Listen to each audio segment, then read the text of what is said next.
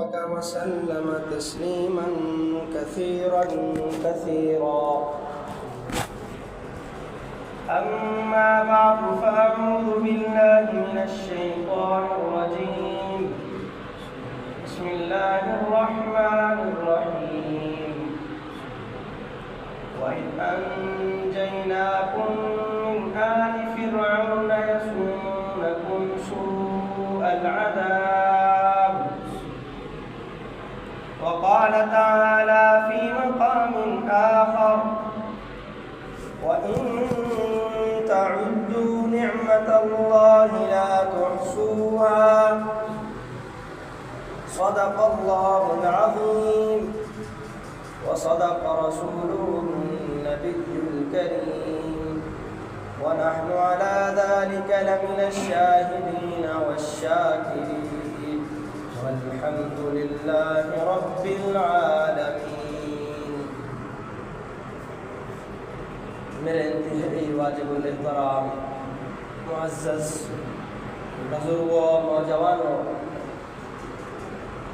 آج کا یہ جمعہ المبارک 30 صفر المظفر 1448 ہجری 14 اگست 2026 کا جمعہ المبارک ہے. گفتگو 14 اگست کے حوالے سے آپ کی خدمت میں عرض کرنی ہے. 14 اگست کا عنوان، یہ تاریخ ایک ایسی تاریخ ہے جس پہ ہم کئی عنوانات کو لے کر آپ کے سامنے گفتگو کر سکتے ہیں. پاکستان کیوں بنایا گیا؟ پاکستان بنانے میں کن لوگوں کا کردار ہے؟ پاکستان بنانے کے مقاصد کیا تھے؟ پاکستان بنانے کے بعد ان مقاصد میں ہم کس حد تک کامیاب ہوئے؟ آئندہ کی زندگی میں ایسی کون سی ذمہ داریاں ہم پہ آن پڑتی ہیں کہ جن ذمہ داریوں کو ہم ادا کر کے پاکستان کے لیے لاکھوں جانوں کا نذرانہ پیش کرنے والے ان شہداء کے احسان کا بدلہ چکا سکتے ہیں. اگر آپ اس وقت کے منظرنامے پر غور کریں تو آپ کو اس بات کا اندازہ ہوگا کہ پورا عالم اسلام ایک طرف کھڑا ہے اور عالم کفر ایک طرف کھڑا ہے، اور یہ سب یہ باور کرانے کی کوشش کر رہے ہیں، عالم کفر یہ بتانا چاہ رہا ہے کہ یہ جو تمہیں آزادی ملی نا، یہ ظلم ہوا ہے. میں آج نیٹ پہ سرچ کر رہا تھا تو نیٹ پہ ایک جملہ لکھا ہوا آیا کہ پاکستان کا یہ جو منظرنامہ اور یہ خطہ ہے جو بر صغیر پاک و ہند کے نام سے آج سے 200 سے 300 سال پہلے اس علاقے میں معروف تھا، یہ نیپال، برما، بنگلہ دیش، انڈیا، پاکستان، ان سب ممالک کا ایک مجموعی خطہ جو بر صغیر پاک و ہند کے نام سے مشہور اور معروف تھا، یہاں آ کر برطانیہ کے سامراج نے یہاں غاصبانہ قبضہ جمایا ہے، اور ایسٹ انڈیا کمپنی کے نام سے انہوں نے اپنی کمپنی بنائی. ایک کاروباری نام تھا، ایک کمپنی تھی جو چلتے چلتے چلتے پورے پاکستان اس بر صغیر پہ غاصب ہوا اور قابض ہوا. اب حقائق یہ بتاتے ہیں کہ ویسٹ انڈیا کمپنی جو کاروبار کے نام سے آئی تھی، اس نے پاکستان اور اس خطے پر غاصبانہ قبضہ جمایا، اور انہوں نے یہاں کے مغلیہ دور حکومت کو گرا کر اپنا غاصبانہ قبضہ کیا. لیکن اگر آپ نیٹ پر سرچ کریں، اگر آپ اس وقت کے سوشل میڈیا اور عالمی منظرنامے پر غور کریں تو وہ یہ تاثر دینے کی کوشش کرتے ہیں جب ایسٹ انڈیا کمپنی پر یہاں کے لوگوں نے ظلم کیا تو برطانوی حکومت نے انہیں بچانے کے لیے پھر یہاں کی حکومت قائم کر دی، جبکہ حقائق یہ ہیں ان کا سامراجی تسلط تھا۔ تو اس لیے ایسے وقت میں حقائق سے باخبر ہونا ہر پاکستانی کی ذمہ داری بن جاتی ہے۔ جس وقت اس خطے پہ سامراج کا تسلط ہوا ہے، ہمارے پہلی صف کے بانی اور پہلی صف کے مجاہدین یہاں کے رہنے والے مسلمان اور یہاں کے رہنے والے علماء دیوبند، آپ حضرات کو یہ بات جان کر حیرانی ہوگی کہ اس انگریز کے خلاف جو تحریک چلی ہے اس تحریک کا نام رکھا گیا تھا تحریک آزادی ہند، یعنی انگریز کا جو اس خطے پر تسلط ہوا ہے اس تسلط کو ختم کر کے یہاں کے رہنے والے لوگوں کی حکومت قائم کی جائے، اور ان میں سب سے اول پہلی صف کے لوگ وہ یہ مسلمان تھے۔ اس لیے آپ کو اس 150 سالہ تاریخ میں جو آزادی کی تاریخ چلی ہے سب سے زیادہ قربانی دینے والے مسلمان نظر آئے گے۔ انگریز سے آزادی کی یہ تاریخ چلتے چلتے چلتے 1928 میں جب یہ آزادی کی تاریخ اپنے زوروں پر تھی، ہندوستان کا ایک شہر تھانہ بھون اس کا نام ہے، مولانا اشرف علی تھانوی رحمۃ اللہ علیہ وہاں کی خانقاہ کے ایک بہت بڑے صوفی بزرگ حضرت نے تحریک آزادی ہند کے ایک بہت بڑے نام مولانا حسین احمد مدنی رحمہ اللہ کو یہ خط لکھا۔ حضرت نے فرمایا کہ دل چاہتا ہے اس خطے پر ایک ایسی اسلامی مملکت قائم ہو جس میں مکمل طور پر اسلامی نظام نافذ ہو اور وہاں کے رہنے والے مسلمان آزاد طریقے سے اپنی عبادات کر سکیں۔ یہ ایک پہلا تصور تھا جو حضرت تھانوی نے حضرت مدنی کو لکھا، اور یہی وہ دور تھا کہ جب تحریک آزادی سے قائد اعظم محمد علی جناح نے اس تحریک کو تحریک قیام پاکستان میں تبدیل کیا ہے۔ یعنی اب دو راستے بن گئے تھے، ایک راستہ وہ تھا کہ سامراج کو یہاں سے بھگایا جائے، برطانیہ کو یہاں سے نکالا جائے اور یہاں کے لوگوں کو آزاد زندگی دی جائے، اور پھر اگلا مرحلہ یہ تھا کہ یہاں کے لوگ بھی جب آزاد ہو جائیں تو پھر یہاں کے لوگ دو نسبتوں پر قائم ہیں، ایک ہے ہندو قومی نظریہ اور ایک ہے مسلمانوں کا قومی نظریہ۔ ہندو اور مسلمان اکٹھے نہیں رہ سکتے، مسلمانوں کو پھر الگ ریاست قائم کرنے کی پھر یہاں پر امید اور امنگ پیدا ہوئی۔ یہی وہ خواب تھا حضرت تھانوی رحمہ اللہ کا، جس کو جناب علامہ اقبال نے پاکستان کا عنوان دیا تھا، اور یہی تحریک محمد علی جناح کی سرپرستی میں چلتی ہے، جو 23 مارچ 1940 کو مینار پاکستان کے اوپر قرارداد مقاصد کی کامیابی کے بعد یہ عنوان اختیار کرتی ہے کہ اب مسلمانوں کو برطانوی سامراج سے بھی آزادی لینی ہے اور یہاں اسلامی مملکت کو بھی قائم کرنا ہے، اسلامی مملکت کو بھی قائم کرنا ہے۔ حضرت تھانوی رحمۃ اللہ علیہ کی مکمل نگرانی قائم رہی۔ قائد اعظم محمد علی جناح کہا کرتے تھے کہ ہماری تحریک پر ایک ایسے عالم کی سرپرستی ہے، ایک ایسے عالم کی سرپرستی ہے کہ دنیا کے سارے علماء کا علم ایک پلڑے میں رکھ دیا جائے اور تحریک پاکستان کی سرپرستی کرنے والے مولانا اشرف علی تھانوی کا علم دوسرے پلڑے میں رکھ دیا جائے، حضرت تھانوی کا علم بڑھ جائے گا۔ یعنی ایسے مضبوط اور پائے کے علماء نے تحریک پاکستان کی سرپرستی کی۔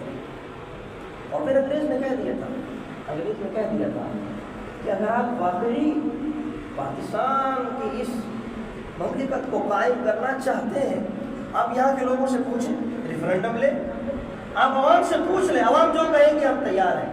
آپ پوچھیں جہاں جہاں مسلمان آباد ہیں اور وہ اپنی اسلامی ریاست قائم کرنا چاہتے ہیں، ہم دیں گے۔ چنانچہ ریفرنڈم ہوا، اس ریفرنڈم کے اندر بھی علماء کی خدمات، مولانا شبیر احمد عثمانی رحمہ اللہ تعالیٰ نے کے پی کے سرحد کے علاقوں اور یہاں کے علاقوں کی باقاعدہ دورے کیے عوامی۔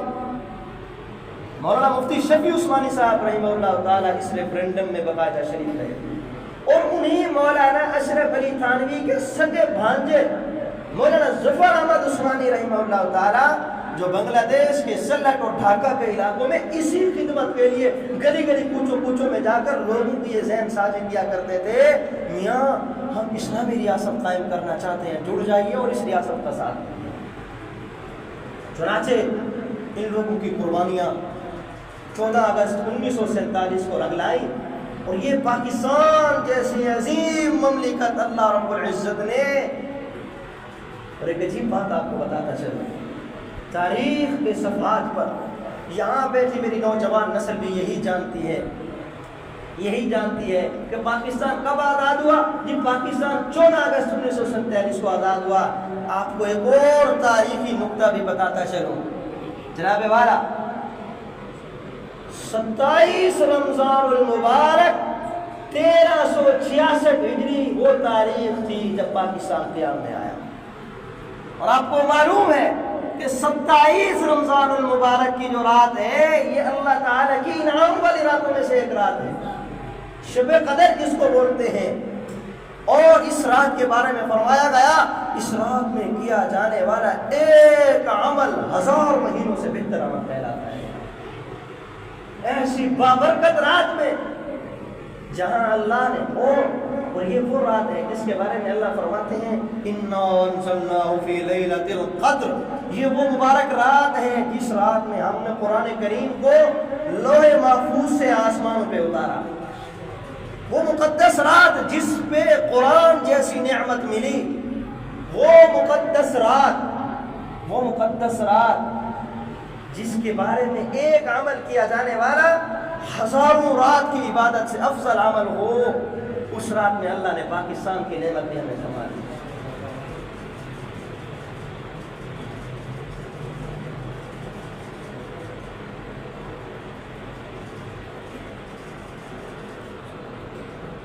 تو اپنی نسلوں کو یہ بات بھی بتانی چاہیے، ہم جہاں یہ بات یاد رکھتے ہیں اور 14 اگست کو جشن آزادی منایا جاتا ہے، 27 رمضان المبارک کو چونکہ وہاں پر ختم قرآن کے مواقع چل رہے ہوتے ہیں تو ہر جگہ ہم یہی بیان سنتے ہیں۔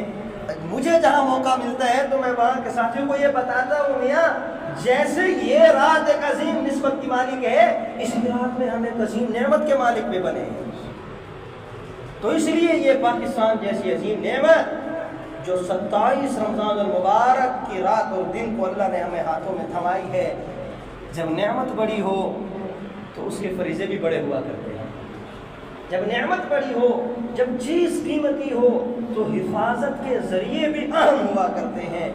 جب ایک عام افسر اور عام شہری ہے، وہ اپنی حفاظت کے لیے سیکورٹی نہیں رکھتا، لیکن 12 14 15 سکیل کا اگر افسر ہے وہ 1-2 سیکورٹی کے افسر اپنے ساتھ رکھتا ہے، لیکن 24 اور 23 سکیل کا افسر اپنے ساتھ ہائی لیول کی گاڑیاں اور ہائی لیول کی کوالٹیاں رکھتا ہے، اس لیے کہ اس کی سکیل کی قدر و قیمت زیادہ ہے۔ جب نعمت کی قدر زیادہ ہو تو فریضے اور اس کی ذمہ داریاں بھی بڑھ جاتی ہیں۔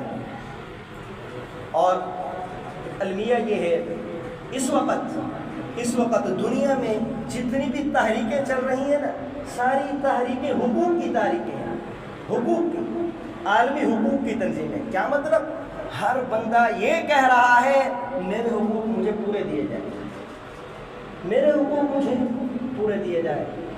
بیٹا یہی چاہ رہا ہے کہ میرے باپ کی دوبارہ سے جو ہے تربیت کی جائے، میرا باپ صحیح تربیت نہیں کرتا، اور باپ یہ چاہ رہا ہے کہ بیٹے کو باپ کے والدین کے حقوق کے آداب سکھائے جائے، استاذ یہ چاہ رہا ہے کہ شاگرد ادب نہیں کرتے، شاگرد یہ چاہ رہا ہے کہ استاذ کو نئے زمانے کے علوم کا پتہ نہیں ہے، ملازم یہ چاہ رہا ہے کہ افسران میرے کو ظلم کرتے ہیں، افسران یہ چاہ رہے ہیں کہ ملازمین اپنا ٹائم پورا نہیں دے رہے، افسر یہ چاہ رہا ہے کہ میری بینک میں کام کرنے والا ملازم ٹھیک سے کام نہیں کرتا، اور اس جگہ پہ مزدوری اور کام کرنے والا مزدور یہ کہہ رہا ہے کہ میرا افسر میرے خون پسینے کا حق پورا ادا نہیں کر رہا، ان میں کوئی یہ نہیں سوچ رہا کہ میں اپنا کام پورا کر رہا ہوں یا نہیں کر رہا، میں اپنا کام پورا کر رہا ہوں یا نہیں کر رہا.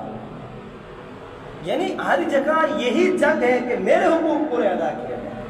حالانکہ جو اسلام کی تعلیمات ہیں وہ یہ ہے کہ آپ اپنا فرض، اپنی ذمہ داری آپ پورا کر رہے ہیں یا نہیں کر رہے ہیں. قیامت کے دن جو پوچھ گچھ ہونی ہے وہ اس چیز کی نہیں ہے کہ دوسروں نے آپ کے حق پورے دیے تھے یا نہیں دیے تھے، وہ اس چیز کو ہونی ہے کہ آپ نے دوسروں کے حق پورے دیے تھے یا نہیں دیے تھے. نہیں پڑا آپ نے قرض کے معاملات میں کہ اگر 1 ٹکا بھی کسی کا دینا ہوگا جنت میں داخلہ روک دیا جائے گا جب تک کہ اس کے ساتھ معاملات کلیئر نہیں کیے جائیں. تو اللہ کے ہاں ضابطہ دینے کا ہے، لینے کا نہیں ہے. اللہ رب العزت کے ہاں پوچھ اس بات کی ہونی ہے کہ آپ نے اپنی ذمہ داریاں ادا کی تھی یا نہیں. اس بات کی پوچھ نہیں ہونی کہ دوسروں نے آپ کے حق ادا کیے تھے یا نہیں. تو اس سلسلے میں یہ کہنا چاہوں گا کہ آج ہم پاکستان کے لیے جس سٹیج پر کھڑے ہیں، یہاں کا پاکستان کا ہر شہری جہاں بھی دیکھیں، ہر شہر کے ہر گلی کوچے میں اس بات کے دھرنے تو ہو رہے ہیں کہ حکومت ہمیں ہمارے حق پورے نہیں دے رہی. ارے بھائی ہم کیا کر رہے ہیں؟ پاکستان کے قیام کے مقاصد میں ایک عظیم مقصد یہ تھا کہ ہم اسلامی اقدار، اسلامی روایات، اسلامی ماحول اور اسلامی معاشرت کی حفاظت کریں گے. یہاں میں اور آپ اندازہ کریں نا، ہم دین کے تحفظ کے لیے کہاں کھڑے ہیں. ہم دین کے، یہ پہلی قدر کہ پاکستان کو بنانے کا جو مقاصد تھے ان میں ایک مقصد ہی کو لے لیں کہ ہم اسلامی نظام کے تحفظ کے لیے کام کریں گے. یہاں کا بیٹا مسلمان بتائے نا کہ میں نے اسلامی نظام کے تحفظ کے لیے کیا کیا ہے. تو ایک مولانا صاحب نے بہت زبردست مثال کہا، میت کو کفن دینا سنت ہے، سفید رنگ کا کفن دینا مستحب ہے. میت کو سفید رنگ کا کفن دینا کیا ہے؟ مستحب ہے. آپ سرخ کفن بھی دے سکتے ہیں، سبز کفن بھی دے سکتے ہیں، پیلا کفن بھی دے سکتے ہیں، اور رنگ کا کفن بھی دینا جائز ہے. لیکن مستحب یہ ہے کہ آپ سفید رنگ کا کفن پہنا ہے. لیکن کیا یہاں بیٹھا کوئی بوڑھا بھی بتا سکتا ہے کہ میں نے اپنی زندگی میں کسی کو لال کلر کا کفن دیتے دیکھا ہوں؟ نئی جنریشن سے لے کر پرانے بوڑھوں تک سب یہی کہیں گے کہ ہم نے آج تک سفید رنگ کا ہی کفن دیکھا ہے. کیا مطلب؟ ہم نے ایک مستحب پر اتنی سختی کی کہ ہم نے اسی کو لازم سمجھ لیا، ہمیں یہ پتہ بھی نہیں ہے کہ اس کے علاوہ کوئی اور جائز کام ہے بھی صحیح کہ نہیں. مستحب کے اندر ہم اتنے سخت ہو گئے. اب آپ تصویر کا دوسرا رخ دیکھیے. ہمارے معاشرے میں ہونے والی شادیاں، ہمارے معاشرے میں ہونے والی شادیوں میں میاں بیوی کے دوران ایجاب و قبول اور نکاح کے عمل کے علاوہ کون سے ایسا عمل باقی ہے جو شریعت کے مطابق بچا؟ یہی ایک چھوٹا سا عمل ہے کہ جس کے بغیر گزارا نہیں چلتا، بیوی حلال نہیں ہو سکتی، تو مجبوراً اس کو باقی رکھے ہوئے ہیں. ہماری مہندیاں بھی ہندوؤں کی رسمیں، ہمارے جاگے بھی ہندوؤں کی رسمیں، ہمارے ولیموں میں جو ٹیکسز جاری ہوتے ہیں نیوتے کی شکل میں وہ بھی ساری انہیں کی رسمیں. ہمارے شادیوں کے بعد پھر جو دوسرے پتہ نہیں کیا کیا رسمیں ساری جاری ہیں. اسلام میں تو ان کا تصور نہیں ہے. یہ کہاں سے آئی ہے؟ جو ذمہ داریاں تھیں ان میں ہم پیچھے چلے گئے. دین کا تحفظ ہم اپنے معاشرے میں جہاں اسلامی ماحول کا تحفظ ہماری ذمہ داری تھی وہاں ہم پیچھے چلے گئے. اور ایک جائز و مستحب عمل کے اندر اتنی سختی کر دی کہ آج کی نسل کو اس بات کا پتہ بھی نہیں ہے.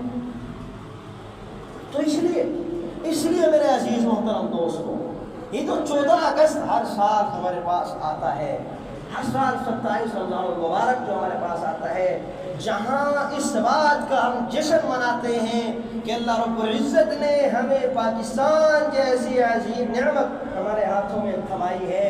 وہاں تھوڑا سا ہمیں یہ بھی جھنجھوڑتا ہے کہ آپ اپنے اس ذمہ داریوں میں کہاں کھڑے ہیں. میں آپ کو ایک ایسی مثال دینے جا رہا ہوں، آپ کی آنکھیں کھل جائیں گی۔ کیا آپ کو اس بات کا علم ہے کہ نماز میں اللہ اکبر جب کرتے ہیں تو بایاں ہاتھ نیچے رکھتے ہیں، دایاں ہاتھ اوپر رکھتے ہیں؟ معلوم ہے نا اس مسئلے کا علم ہے نا؟ اب آپ اس مسئلے کو لے کر تھوڑا سا آگے چلیں۔ جب آپ احرام باندھتے ہیں، عمرہ کیے ہوئے حضرات جانتے ہوں گے کہ احرام کے اندر جو چادر باندھی جاتی ہے، بائیں حصہ نیچے اور دائیں چادر کندھے کے نیچے سے گزار کر اوپر ڈالی جاتی ہے۔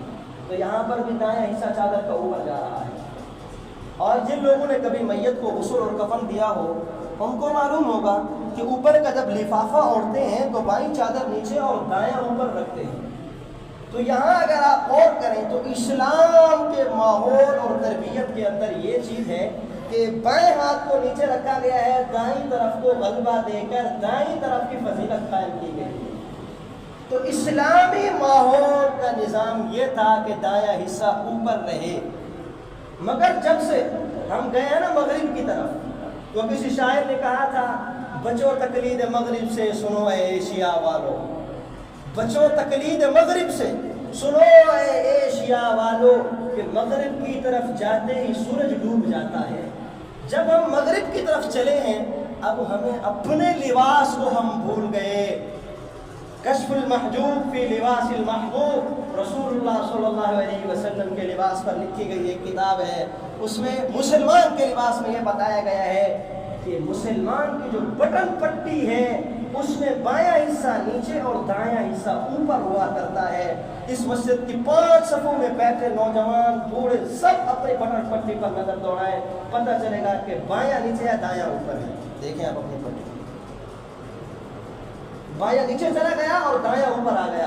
جب سے ہم نے اسلامی نظام کو کلٹی دی ہے نا، اسلامی ماحول کو کلٹی دی ہے، تو جیسے ماحول کو کلٹی دی ہے اب معاشرہ ویسا تشکیل پا رہا ہے۔ جب معاشرہ ایسا ہی تشکیل پا رہا ہے، جب ہم اسلامی باتیں سنتے ہیں اور جب ہم اسلامی قانون اور اسلامی نظام کی باتیں سنتے ہیں، یہاں یہ پتہ نہیں کیسے ہوگا۔ ایک دن میں قرآن مجید کا درس دے رہا تھا تو میں نے اس میں کہا کہ اگر عدالت کے اندر گواہی دینی ہو تو گواہی دینے کے لیے ایسا بندہ چاہیے جس نے زندگی میں کبھی جھوٹ نہ بولا ہو، جس نے سڑکوں چوکوں چوراہوں پہ بیٹھ کے جو کھانا نہ کھاتا ہو، جو گناہ کبیرہ اعلان نہ کرتا ہو، عدالت میں ایسا آدمی گواہی دے۔ ایک نوجوان اور ایک صاحب اٹھے، کہنے لگے اسلام بڑا سخت ہے۔ میں نے کہا کیسے؟ کہتا آپ دیکھو جی اتنی سخت شرطیں لگا دی ہیں، جس نے زندگی میں جھوٹ نہ بولا ہو، جس نے چوکوں چوراہوں پہ کھانا نہ کھایا ہو، جس نے جو گناہ کبیرہ نہ کیے ہو۔ میں نے کہا بھائی اسلام کا نظام سخت نہیں ہے، ہمارا معاشرہ ہی ایسا بن گیا کہ اس معاشرے میں ایسا بندہ ملتا ہی نہیں ہے۔ آپ معاشرے کو اسلامی ماحول کے مطابق تربیت دیتے، آپ کے معاشرے کا ایک ایک بندہ اس شرط کو پورا کرنے والا ہوگا۔ لیکن جب معاشرے کو ہم نے الٹی تربیت دی، اب معاشرہ الٹی تربیت کھا جانے کی وجہ سے اسلام ہمیں دور سے اجنبی سا محسوس ہوتا ہے۔ تو جب ہم اسلام کو اس 5 فٹ کے جسم پر نافذ کریں گے تو یہ وہ پہلا فرض ہوگا جب ہم پاکستان کے حاصل کرنے کے جو مقاصد تھے ان مقاصد کو پورا کرنے میں شروع ہو گئے۔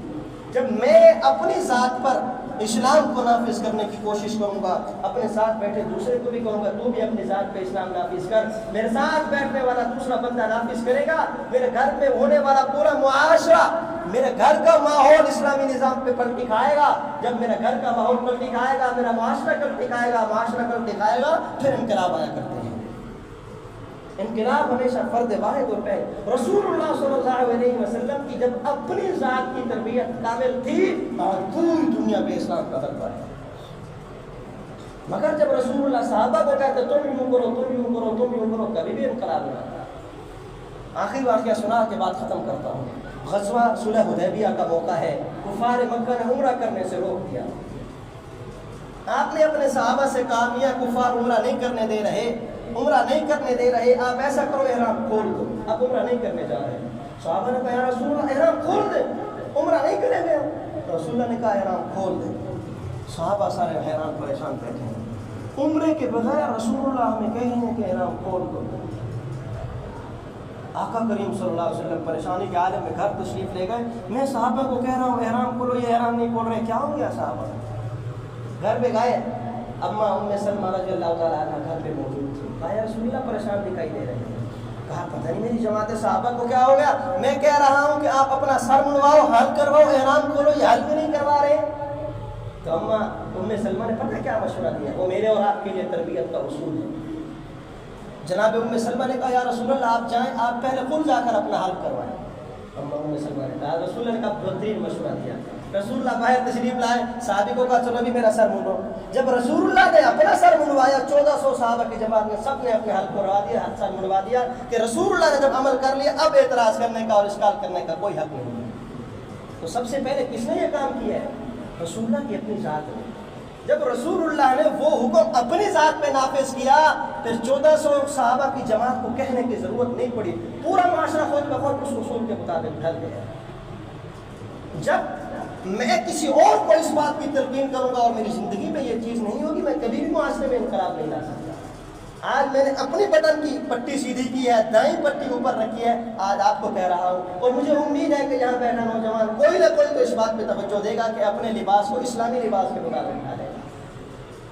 تو پاکستان 14 اگست کا یہ پیغام ہے کہ اگر آپ پورے عالم میں، پوری دنیا کے خطے پر اگر آپ اسلام کا نظام نافذ کرنا چاہتے ہیں، نفاذ اسلام کا سلسلہ سب سے پہلے اپنی ذات سے شروع ہوگا۔ اگر مجھے اور آپ کو یہ بات سمجھ میں آ گئی، ہم انشاءاللہ قیام پاکستان کے مقاصد میں کامیاب ہو چکے ہیں۔ اگر مجھے اور آپ کو یہ بات سمجھ میں نہیں آئی، میرے عزیز، بہت مشکل لگتا ہے کہ ہم اس میں قیام اسلام کا نظام نافذ کر سکیں۔ اللہ تعالیٰ سے دعا ہے جو کچھ کہا سنا عمل کرنے کی توفیق بخشیں۔ وآخر دعوانا